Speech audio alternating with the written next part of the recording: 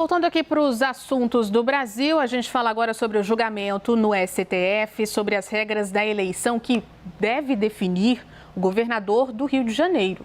Hoje votaram 2 ministros nessa ação, Cristiano Zanin e Luiz Fux. Quem acompanha esse assunto é Thaisa Medeiros, que tem todos os detalhes desses votos. Thaís, essa sessão de amanhã, inclusive, deve retomar esse debate com o voto de qual ministro exatamente? Boa noite, bem-vinda.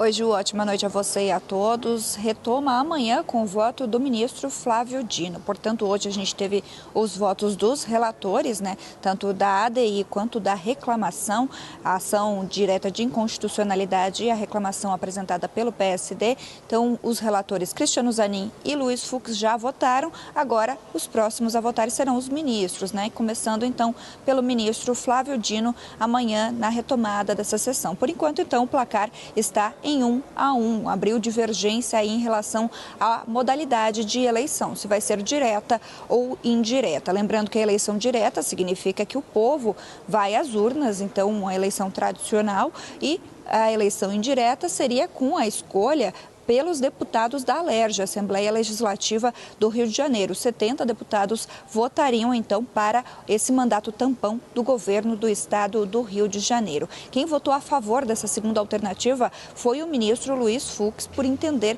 que essa abertura dessa vacância aí não se trata de uma natureza eleitoral. Então, não é pela cassação do mandato de Cláudio Castro, mas sim por conta da renúncia que ele fez no último dia 23 de março. Esse foi o entendimento, então, do ministro Luiz Fux, que divergiu do entendimento do ministro Cristiano Zanin.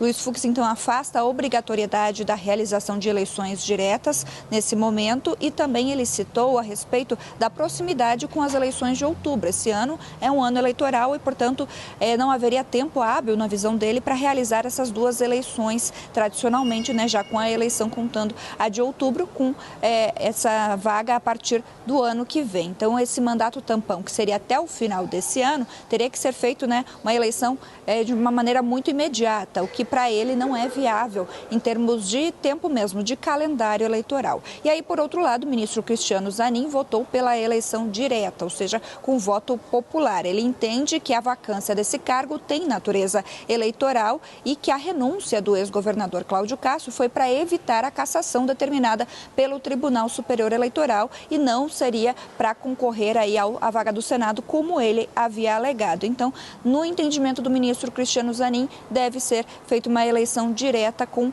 o povo indo às urnas. Então, a gente até agora não tem um cenário aí de uma definição no horizonte para essa votação que acontece no Supremo Tribunal Federal, então com retorno amanhã com o voto do ministro Flávio Dino. Seguiremos, é claro, acompanhando, Ju.